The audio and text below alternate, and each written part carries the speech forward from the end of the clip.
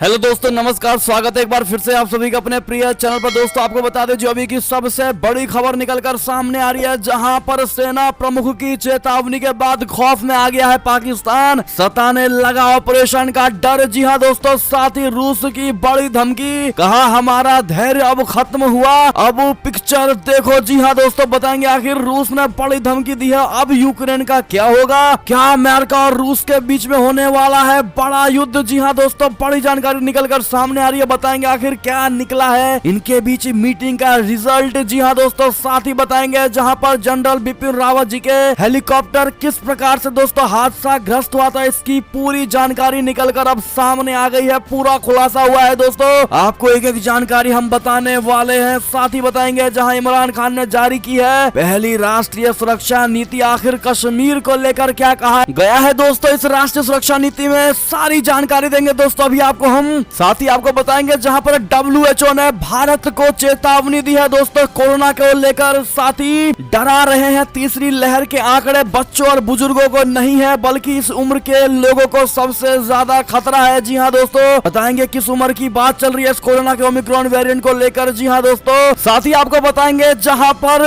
उत्तर प्रदेश के दल बदलुओं नेताओं को लेकर दोस्तों उत्तर प्रदेश की जनता ने क्या कहा है इस वोटर सर्वे के द्वारा। जी हां दोस्तों, इसको लेकर बड़ी जानकारी सामने आ रही है और अभी भी जनता से पूछा गया है किसकी सरकार बनेगी दोस्तों, तो बड़ा सर्वे निकलकर सामने आया है। हम आपको बताएंगे एक एक जानकारी आपको। जी हां दोस्तों, साथ ही बताएंगे जहां पर योगी राज में मुस्लिमों को कोई तकलीफ नहीं, हम देंगे वोट। बताएंगे दोस्तों किसने ये बात कही है। साथ ही आपको बताएंगे जहां पर बीजेपी के बाद अब सपा में बड़ा बगावत देखने को मिला है दोस्तों। साथ ही आपको बताएंगे जहां पर इस राज्य में 1 से लेकर कक्षा 12वीं तक के सभी प्राइवेट और सरकारी स्कूलों को 31 जनवरी तक के लिए बंद कर दिया गया है दोस्तों। बताएंगे कहां की ये खबर आ रही है। साथ ही अगर आप भी पीएम किसान निधि के नाम पर बड़े फ्रॉड का शिकार हुए हैं दोस्तों, या फिर आप जा रहे थे पीएम किसान निधि पर रजिस्ट्रेशन कराने दोस्तों, तो कृपया करके सावधान हो जाइए, आपके लिए बहुत बड़ी खबर आ रही है दोस्तों। बिल्कुल ये गलती ना करे, तो हर तरह की आपको जानकारी देने वाले हैं, तो आराम से बने रहेगा वीडियो के अंत तक। और अभी खबरों में आगे बढ़ने से पहले हमेशा की तरह मानते हैं कि मोदी जी तो हर चीज संभव है, भारतीय सेना तो अपना देश गर्व से जी रहा है दोस्तों। और इस बार उत्तर प्रदेश में फिर से मोदी लहर आएगी, तो फटाफट से इस वीडियो को भी कर दीजिए लाइक, चैनल को कर दीजिए सब्सक्राइब, बेल आइकन दबाइए, साथ ही कमेंट बॉक्स में लिख दीजिएगा जय हिंद। जी हाँ दोस्तों, तो चलते हैं पहली और सबसे बड़ी खबर की तरफ, जहां पर सेना प्रमुख की चेतावनी के बाद खौफ में पूरा पाकिस्तान, सताने लगा ऑपरेशन का डर। बताते भारत के खिलाफ पाकिस्तान लगातार झूठा प्रोपेगेंडा फैलाता रहा है और इसमें कोई नई बात नहीं है, लेकिन पड़ोसी मुल्क भारतीय सेना से इतना खौफ है कि वो खुद ही इसका इजहार कर देता है दोस्तों। हाल ही में पाकिस्तानी विदेश मंत्रालय के प्रवक्ता आसिम इफ्तिखार अहमद ने एक बार फिर भारत से अपने डर की बात खुलेआम कबूल की है दोस्तों। पाकिस्तान का ये बयान भारतीय सेना प्रमुख MM नरवणे की चेतावनी के बाद आया है दोस्तों। बता दें डॉन की खबर के मुताबिक पाकिस्तान ने अंतरराष्ट्रीय समुदाय से गुहार लगाई है कि भारत उसके खिलाफ झूठा ऑपरेशन कर सकता है। इसके लिए पाकिस्तान ने अपने दोस्त मुल्कों को अलर्ट भी कर दिया है। प्रवक्ता आसिम इफ्तिखार ने कहा है कि मौजूदा हालात को देखते हुए उन्हें आशंका है कि भारत एक और ऑपरेशन को अंजाम दे सकता है। पाकिस्तान बालाकोट एयर स्ट्राइक के बाद से खौफ में है और उसे हर वक्त किसी हमले का डर सताता रहता है। पाकिस्तान के विदेश मंत्रालय ने एक बार फिर ये दोहराया है कि वो भारत के साथ बातचीत चाहते हैं। प्रवक्ता का कहना है कि बॉर्डर पर दोनों मुल्क सीज फायर पर सहमत हुए हैं और क्षेत्रीय शांति के लिए ये बहुत जरूरी भी है। हालांकि पाकिस्तान ने आरोप लगाया है कि अखंड भारत के विस्तारवादी रवैये की वजह से इस शांति को खतरा पैदा हो सकता है। पाकिस्तान से बातचीत को लेकर भारत का रुख एकदम साफ है दोस्तों, और कई बार कहा जा चुका है कि आतंकवाद पर लगाम लगाए बगैर पड़ोसी देश से किसी भी तरह की बातचीत मुमकिन नहीं है। जी हाँ दोस्तों, भारत ने अपना स्टैंड पूरे तरीके से क्लियर कर दिया है कि जब तक पाकिस्तान आतंकवादियों पर लगाम नहीं लगाएगा, हम तब तक पाकिस्तान से कोई बातचीत नहीं करने वाले दोस्तों। और भारत इस पर अमल भी कर रहा है, ना कि पाकिस्तान की तरह कभी कुछ कहता है कभी कुछ कहता है। जी हाँ दोस्तों, ऐसे में अगर आप भी भारत के इस नीति से एग्री करते हैं दोस्तों, समर्थन करते हैं भारत की इस नीति का, तो हमारा समर्थन है भारत को। और इस बात का जवाब जरूर दीजिएगा दोस्तों कि क्या भारत के पास अगर पाकिस्तान व्यापार के लिए आता है दोस्तों, तो क्या भारत को व्यापार के लिए हाँ में भरनी चाहिए, हाँ या में जवाब जरूर दीजिएगा। बात करें अगली खबर की, जहां पर रूस की बड़ी धमकी, कहा हमारा धैर्य हुआ खत्म, घमंड में है पश्चिमी देश और नाटो। जी हां, अब क्या होगा यूक्रेन का आपको बता दे दोस्तों। यूक्रेन सीमा पर जारी तनाव के बीच रूस ने अमेरिका समेत नाटो गठबंधन को सख्त चेतावनी दे दी है। रूसी विदेश मंत्री सर्गेई लावरोव ने कहा है कि हमारा धैर्य अब खत्म हो चुका है, पश्चिमी देश घमंड में है और अपने दायित्वों का पालन न करके वे तनाव बढ़ा रहे हैं। लावरोव ने यह भी कहा है कि रूसी सीमा के नजदीक नाटो के हथियारों की तैनाती को बर्दाश्त नहीं किया जाएगा। ऐसे में अमेरिका और यूरोपीय यूनियन के साथ रूस की बातचीत अब फेल होती दिखाई दे रही है। सर्गेई लावरोव ने रूस की मांग को दोहराते हुए कहा है कि नाटो यूक्रेन और अन्य पूर्व सोवियत देशों में न तो विस्तार करेगा और न ही बलों को तैनात करेगा। उन्होंने दावा किया है कि ये यूक्रेन को लेकर बढ़ते तनाव को कम करने के लिए राजनयिक प्रयासों को बढ़ाने के लिए आवश्यक है। जी हाँ दोस्तों, आपको बता दें रूस का साफ कहना है कि सीमा पर नाटो के हथियारों को हम बिल्कुल स्वीकार नहीं करेंगे। जी हाँ दोस्तों, और मुंह तोड़ जवाब देंगे, जो जिस तरीके से समझता हो उसको उसी के तरीके में जवाब देंगे। जी हाँ दोस्तों, यानी कि पुतिन ने लाल रेखा पार ना करने की धमकी दी है। खुद राष्ट्रपति व्लादिमीर पुतिन ने कहा है दोस्तों कि यूक्रेन और दूसरे पूर्व सोवियत देशों में नाटो का विस्तार एक लाल रेखा है जिसे पार नहीं किया जाना चाहिए। जी हाँ दोस्तों, अब देखना ये होगा कि मीटिंग पूरे तरीके से खत्म हो चुकी है दोस्तों। अब कोई बातचीत नहीं होने वाली और कोई निष्कर्ष भी नहीं निकला है दोस्तों। ऐसे में अब ये कयास लगाया जा रहा है कि अब रूस और अमेरिका के बीच कुछ बड़ा हो सकता है। जी हाँ दोस्तों, आपको क्या लगता है कमेंट में जरूर बताइएगा। बढ़ते अगली खबर की तरफ, लेकिन नए हैं चैनल पर तो सब्सक्राइब और बेल आइकन जरूर दबा दीजिएगा ताकि इन सारी खबरों से आप अपडेट रह सके। बात कर अगली खबर की, जहाँ इस कारण से हादसे का शिकार हुआ था जनरल रावत का हेलीकॉप्टर, कोर्ट ऑफ इंक्वायरी में सामने आई असली वजह। जी हाँ दोस्तों, chief of defence staff general Bipin Rawat समेत अन्य कई लोगों की जान के लिए काल बने 8 दिसंबर को हुए हादसे की जांच में फ्लाइट डेटा रिकॉर्डर और कॉकपिट वॉइस रिकॉर्डर का विश्लेषण पूरा हो गया है। तीनों सेवाओं की कोर्ट ऑफ इंक्वायरी ने अपनी शुरुआती जांच में इन रिकॉर्डिंग का विश्लेषण किया है दोस्तों, और इसमें हादसे का कारण मैकेनिकल समस्या, नुकसान अथवा लापरवाही बताया गया है। भारतीय वायुसेना ने शुक्रवार को ये बड़ी जानकारी दी है। वायुसेना ने कहा है कि ये हादसा मौसम में अचानक बदलाव की वजह से बादलों में जाने के परिणाम स्वरूप हुआ था। बादलों में जाने की वजह से पायलट रास्ते को लेकर भ्रम का शिकार हो गया था। जांच में सामने आए तथ्यों के आधार पर कोर्ट ऑफ इंक्वायरी ने कुछ सिफारिशें भी की हैं जिनकी फिलहाल समीक्षा की जा रही है। यानी कि दोस्तों, उन रिकॉर्डिंगों को जब सुना गया तो उससे साफ पता चल रहा है कि मौसम खराब था और ये लोग बादलों में चले गए थे दोस्तों, और आसपास बादल होने की वजह से इनको दिखाई नहीं दिया और रास्ता भ्रमित होने के कारण ये बहुत बड़ा हादसा हुआ। पहाड़ों से जा टकराया उनका ये हेलीकॉप्टर। ऐसे में दोस्तों, ये क्षति हमारा भारत शायद कभी भी पूरा ना कर पाए दोस्तों, क्योंकि उनके जैसा शायद ही अब कोई दूसरा होगा। ऐसे में दोस्तों, एक बार फिर उनको श्रद्धांजलि अवश्य दीजिएगा आप लोग कमेंट के माध्यम से। बात करें अगली बड़ी खबर की, जहां पर इमरान खान ने जारी की है पहली राष्ट्रीय सुरक्षा नीति। आखिर क्या है कश्मीर और भारत के साथ पाकिस्तान के इस सुरक्षा नीति में? जी हाँ दोस्तों, दरअसल इस सुरक्षा नीति में भारत और कश्मीर कई बार जिक्र किया गया है। पाकिस्तान ने कहा है कि कश्मीर मुद्दे का एक न्यायपूर्ण और शांतिपूर्ण समाधान होने तक ये हमारे द्विपक्षीय रिश्तों का आधार बना रहेगा। इस दस्तावेज में चीन के साथ अच्छे रिश्ते करने पर भी जोर दिया गया है। उसने चाइना पाकिस्तान इकोनॉमिक कॉरिडोर को पाकिस्तान के लिए राष्ट्रीय महत्व का प्रोजेक्ट बताया है। जी हाँ दोस्तों, इस सुरक्षा नीति में इमरान खान सरकार ने भारत के साथ भारत के और पाकिस्तान के अच्छे रिश्ते की उम्मीद जताई है दोस्तों। साथ ही जम्मू कश्मीर को द्विपक्षीय संबंधों में कोर मुद्दा बताया गया है। सुरक्षा नीति में पाकिस्तान ने यह भी कहा है कि हिंदुत्व आधारित राजनीति पाकिस्तान की सुरक्षा के लिए चिंता का सबब है और प्रभाव डाल भी रही है। जी हाँ दोस्तों, ऐसे में अगर हम आपको सार में इस खबर की जानकारी दे तो पाकिस्तान का कहना है कि कुछ समय के लिए हम कश्मीर के मुद्दे को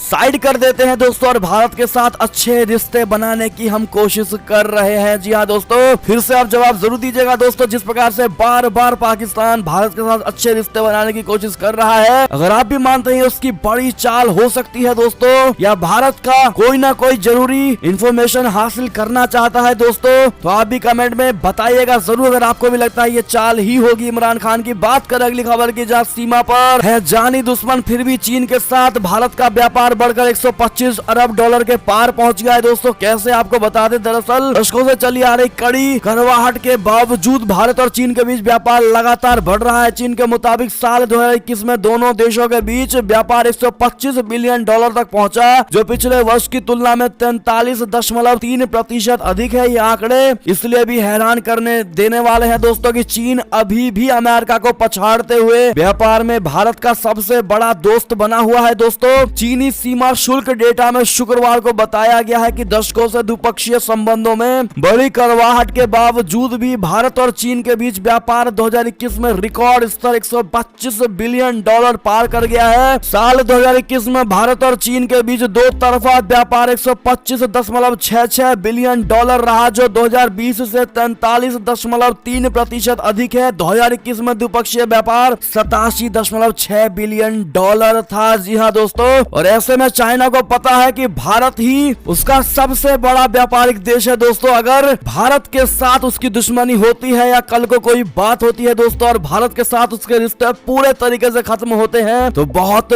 बड़ा झटका और बहुत बड़ा नुकसान चाइना को उठाना पड़ सकता है दोस्तों। और यही वजह है कि चाइना आज भी भारत के सामने झुका हुआ है। जी हाँ दोस्तों, ऐसे में आपकी क्या राय सुझाव होगी दोस्तों, कमेंट करके जरूर बताइएगा। बात करें अगली खबर की, जहां आर्थिक संकट से जूझ रहे श्रीलंका की मदद को आगे आया अपना भारत, देगा 6,670 करोड़ रुपया। जी हाँ दोस्तों, भारत का पड़ोसी देश श्रीलंका इन दिनों बड़े आर्थिक संकट से गुजर रहा है, आप सभी जानते होंगे। ऐसे में भारत श्रीलंका की मदद को आगे आया है और 6,670 करोड़ रुपए से मदद की बात कही है। इसमें 2,965 करोड़ की करेंसी अदला बदली और 3,705 करोड़ का डेफर्ड पेमेंट शामिल है। भारतीय हाई कमिश्नर गोपाल बागले ने श्रीलंका के सेंट्रल बैंक अजीत निवाड कबराल से मुलाकात की है और मदद का भरोसा दिला है दोस्तों। उन्होंने कहा है कि भारत श्रीलंका के साथ मजबूती के साथ खड़ा है। ऐसे में भारत ने जिस प्रकार से श्रीलंका का साथ दिया है दोस्तों, क्या आप इसका समर्थन करते हैं? हाँ या ना में जवाब जरूर दीजिएगा।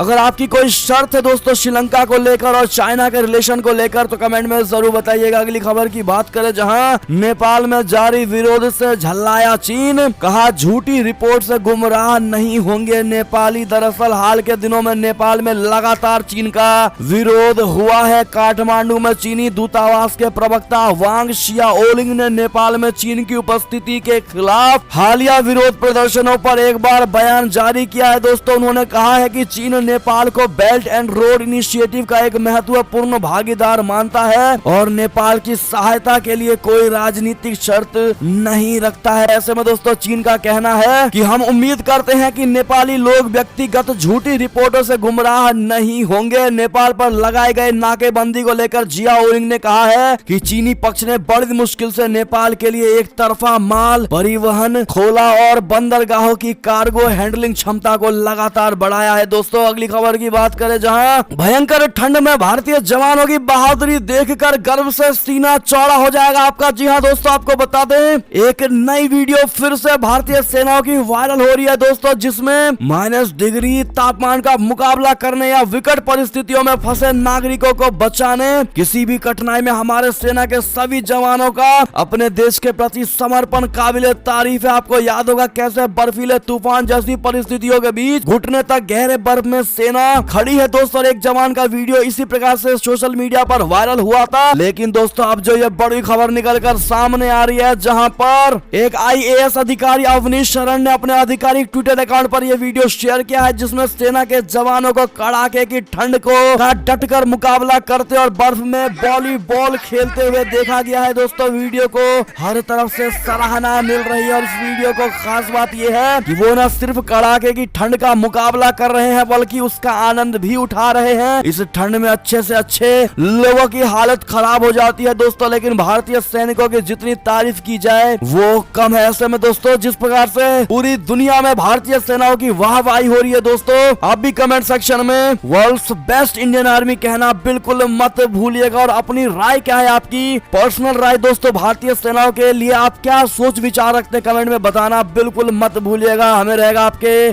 एक कमेंट का इंतजार। साथ ही दोस्तों जिन्होंने वीडियो को अभी तक लाइक नहीं किया, आपसे रिक्वेस्ट हमारी मेहनत को सफल करने के लिए एक लाइक अवश्य कर दीजिएगा अगर अभी तक लाइक नहीं किया है। तो चलते हैं अगली खबर की तरफ, जहां पर चीन की नाक के नीचे तैनात होगा भारतीय ब्रह्मास्त्र। फिलीपींस ने ब्रह्मोस मिसाइल खरीदने को दी मंजूरी। जी हाँ दोस्तों, साउथ चाइना सी में दादागिरी पर उतारू ड्रैगन को फिलीपींस ने बहुत बड़ा झटका दिया है दोस्तों, और भारतीय ब्रह्मास्त्र माने जाने वाली मिसाइल ब्रह्मोस को खरीदने की मंजूरी दे दी है। भारत और फिलीपींस के बीच हुई सौदे के बाद जहां भारत और चीन संबंध में और तनाव बढ़ने की आशंका है, तो वहीं दक्षिण चीन सागर में चीन को फिलीपींस से बहुत बड़ी चुनौती मिलने वाली है। जी हाँ दोस्तों, फिलीपींस ने शुक्रवार को भारत में बने ब्रह्मोस एरोस्पेस प्राइवेट लिमिटेड को अपनी नौसेना के लिए दुनिया की सबसे तेज supersonic missile anti ship cruise missile खरीदने को मंजूरी दे दी है। ऐसे में दोस्तों फिलीपींस को ऑल द बेस्ट जरूर कह दीजिएगा। बात कर अगली खबर की, जहां चीन में तिब्बती बौद्धों के खिलाफ कार्रवाई पर अमेरिका ने जताई है चिंता और दी है ये नसीहत। जी हाँ दोस्तों, अमेरिकी विदेश विभाग ने गुरुवार को तिब्बती बौद्धों के खिलाफ चीन की कार्रवाई की रिपोर्ट पर गहरी चिंता जताई है, जिसमें जाति अल्पसंख्यक की परंपराओं को खत्म करने के अपने अभियान के एक हिस्से के रूप में बुद्ध की मूर्तियों को नष्ट करना भी शामिल है। जी हाँ दोस्तों, साथ ही अगली खबर की बात करें, जहां बीजिंग ओलंपिक के उद्घाटन समारोह में जाएंगे इमरान खान। अमेरिका, ब्रिटेन समेत कई देशों ने किया है इसका बहिष्कार। बता दें, पाकिस्तान के विदेश कार्यालय ने बृहस्पतिवार को कहा है कि प्रधानमंत्री इमरान खान चीन में शीतकालीन ओलंपिक के उद्घाटन समारोह में भाग लेने तथा द्विपक्षीय संबंधों को मजबूती प्रदान करने के लिए अगले महीने बीजिंग जाएंगे। इस दौरान वो महत्वाकांक्षी चीन पाकिस्तान आर्थिक गलियारे के तहत अनेक परियोजनाओं और निवेशों की मांग करेंगे। जी हाँ दोस्तों, अगर आप भी मानते हैं इमरान खान कहीं भी मुंह उठाकर चले जाते हैं तो ये बात कमेंट में जरूर लिखिएगा। बात कर अगली खबर की, जहां पर ब्रिटेन के अगले पीएम बन सकते हैं भारतीय मूल के ऋषि सुनक।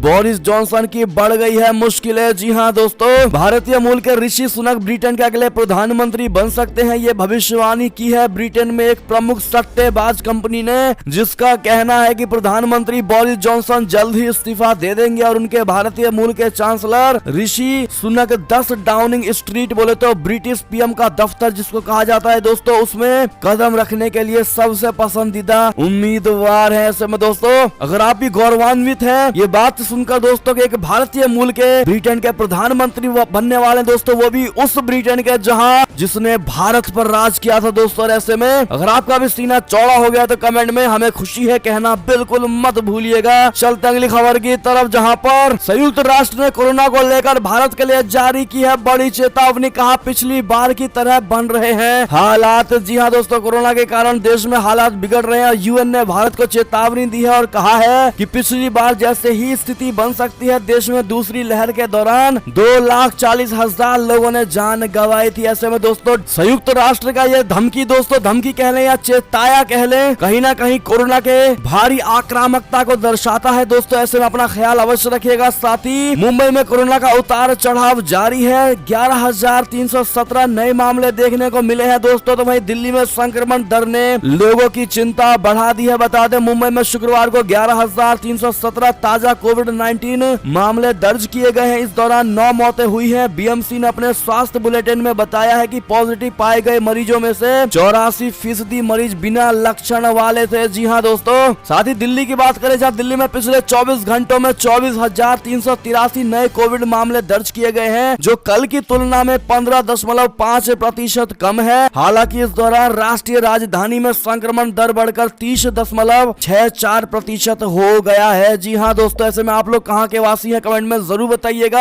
और आपके यहाँ पर कोरोना का, कोविड का क्या हाल है दोस्तों, बताना बिल्कुल मत भूलिएगा। साथ ही आपको बता दें दोस्तों, इसी बीच जो बड़ा सर्वे और बड़ा आंकड़ा निकलकर सामने आया है, जहां पर कोरोना को लेकर डरा रही है तीसरी लहर, और उसके आंकड़े बच्चों और बुजुर्गों को नहीं बल्कि इस उम्र के लोगों को ज्यादा खतरा है। दरअसल एक नया आंकड़ा सामने आया है दोस्तों, जिसमें यह बात सामने आई है कि तीसरी लहर में किस उम्र के लोगों को ज्यादा खतरा है। तो इन आंकड़ों से पता लगा है दोस्तों कि बच्चे और बुजुर्ग नहीं बल्कि 21 से 40 साल उम्र के लोग तीसरी लहर का प्रकोप झेल रहे हैं। और नवी मुंबई नगर निगम के आंकड़े इस बात का तस्दीक दे रहे हैं दोस्तों। और नए साल से इस आयु वर्ग के लोगों को कोरोना ने ज्यादा संक्रमित किया है। जी हाँ दोस्तों, बात करें अगली बड़ी खबर की, जहां पर Uttar Pradesh election opinion poll निकलकर सामने आ रही है, जहां दल बदलुओं को 63% ने बताया मौका परस्त। सी वोटर के सर्वे ने बताया जनता का मूड। जी हाँ दोस्तों, उत्तर प्रदेश में चुनाव से ठीक पहले भारतीय जनता पार्टी में भगदड़ मच गई है। पिछले 3 से 4 दिनों में 3 मंत्री समेत 1 दर्जन से अधिक विधायकों ने पार्टी छोड़ दी। शुक्रवार को स्वामी प्रसाद मौर्य और धर्म सिंह सैनी के अलावा कई विधायकों ने समाजवादी पार्टी का दामन थाम लिया। आप सभी जानते होंगे, ऐसे में इस बड़े दल बदल से सवाल ये उठ रहा है दोस्तों कि क्या इससे योगी सरकार के खिलाफ माहौल बन रहा है। और ऐसे में सी वोटर ने इस सवाल को लेकर ताजा सर्वे किया है, जिसमें सर्वे में लोगों से सवाल किया गया है कि क्या मंत्रियों के इस्तीफे से योगी सरकार के खिलाफ संदेश गया हुआ है, जिसके जवाब में 51% लोगों ने कहा ना, तो वहीं 42% लोगों का कहना है हाँ सरकार के खिलाफ संदेश गया है, और 7% लोगों का कहना है कि इसका जवाब वो नहीं दे सकते हैं। यानी कि दोस्तों सी वोटर ने एक और सवाल लोगों से पूछा कि दल बदलुओं नेताओं के बारे में उनकी क्या राय है, जिसके जवाब में 63% लोगों ने कहा कि इन नेताओं को मौका परस्त बताया गया है, तो 21% लोगों ने कहा कि ये उपेक्षित है, तो वहीं 16% ने कहा मुझे नहीं पता।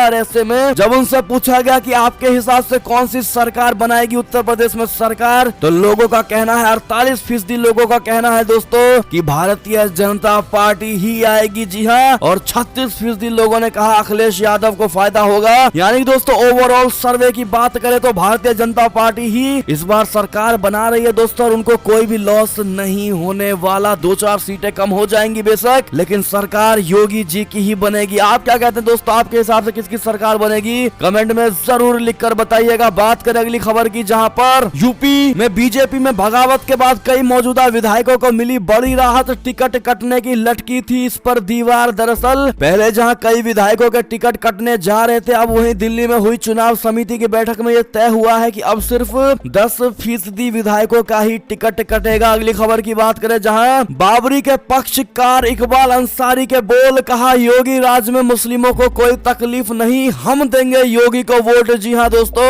अयोध्या मंदिर मस्जिद मामले में बाबरी मस्जिद के पैरोकार रहे इकबाल अंसारी ने सीएम योगी आदित्यनाथ के अयोध्या से चुनाव लड़ने का स्वागत किया है। अंसारी ने कहा है कि ये सौभाग्य की बात है कि सीएम योगी आदित्यनाथ अयोध्या से चुनाव लड़ रहे हैं। मुस्लिम समाज भी योगी के पक्ष में वोट करने जा रहा है, क्योंकि यूपी में ये पहली सरकार है जिसमें कोई दंगा नहीं हुआ, मुसलमानों को कोई समस्या नहीं हुई। इकबाल अंसारी ने दावा करते हुए कहा है कि सीएम योगी अयोध्या में विकास को और आगे लेकर जाएंगे और हम उनको वोट देंगे। जी हाँ दोस्तों, ऐसे में उनके इस वक्तव्य पर आपकी क्या प्रतिक्रिया होगी दोस्तों, कमेंट में जरूर बताइएगा। आपके क्या विचार इनको लेकर। साथ ही बता दें, जहाँ बीजेपी के बाद सपा में भी बगावत, एमएलसी घनश्याम लोधी का इस्तीफा, कहा पिछड़ों को नहीं मिला इसमें सम्मान। जी हाँ दोस्तों, समाजवादी पार्टी में भी इस्तीफे का दौर शुरू हो गया है। सपा एमएलसी घनश्याम लोधी ने इस्तीफा दिया। उन्होंने कहा कि पिछड़ों को उचित सम्मान इस पार्टी में मुझे नहीं मिला है। दोस्तों, उन्होंने अपना एक चिट्ठी लिख करके दर्द बयां किया है, और उन्होंने चिट्ठी में लिखा है कि सपा द्वारा दलित समाज की उपेक्षा की गई है और इसी वजह से वह इस्तीफा देने जा रहे हैं। उन्होंने जोर देकर कहा है कि इस समाज को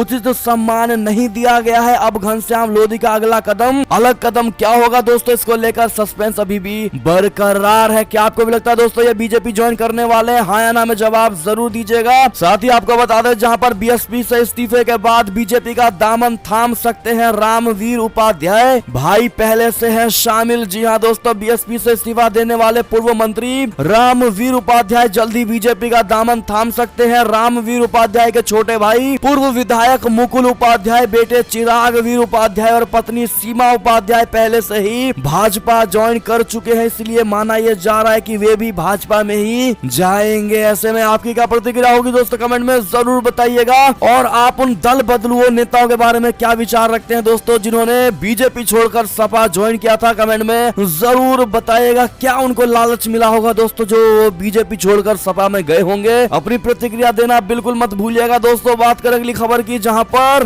2 किलो आरडीएक्स के साथ दिल्ली को थी दहलाने की बड़ी साजिश रेकी करके इस बम को प्लांट किया गया था दोस्तों, जिसके बाद उसे निष्क्रिय कर दिया गया हमारे प्रशासन द्वारा। ऐसे में अगली खबर की बात करें, जहां मध्य प्रदेश से बड़ी खबर निकलकर सामने आ रही है। कक्षा 1 से लेकर कक्षा 12वीं तक के सभी प्राइवेट और सरकारी स्कूल 31 जनवरी तक के लिए बंद रहेंगे, सीएम शिवराज सिंह चौहान ने निर्देश दिए हैं दोस्तों। साथ ही आपको बता दें, पीएम किसान निधि के नाम पर बहुत बड़ा फ्रॉड हुआ है दोस्तों, कहीं आपने तो नहीं कर ली ये गलती। जी हाँ दोस्तों, केंद्र सरकार की तरफ से शुरू की गई पीएम किसान निधि योजना में हर साल 3 किस्तों में 2-2 हजार रुपए किसानों को भेजे जाते हैं। हाल ही में इस योजना में स्टेटस चेक करने का तरीका बदल बदल गया है। पहले कोई भी किसान पीएम किसान पोर्टल पर मोबाइल नंबर से स्टेटस देख सकता था, लेकिन अब स्टेटस देखने के लिए आधार नंबर या बैंक अकाउंट नंबर होना जरूरी है। और इससे जुड़ा जो दोस्तों बहुत बड़ा फर्जीवाड़ा निकलकर सामने आया है वो हम आपको बता दें। दरअसल दूसरी तरफ छत्तीसगढ़ में इस योजना से जुड़ा फर्जीवाड़ा सामने आया है। छत्तीसगढ़ के जांजगीर चांपा जिले में कुछ लोग किसानों के नाम पर फर्जी खाते खोलकर उनका पैसा लेकर फरार हो गए हैं। पुलिस इस मामले की जांच कर रही है। ऐसे में दोस्तों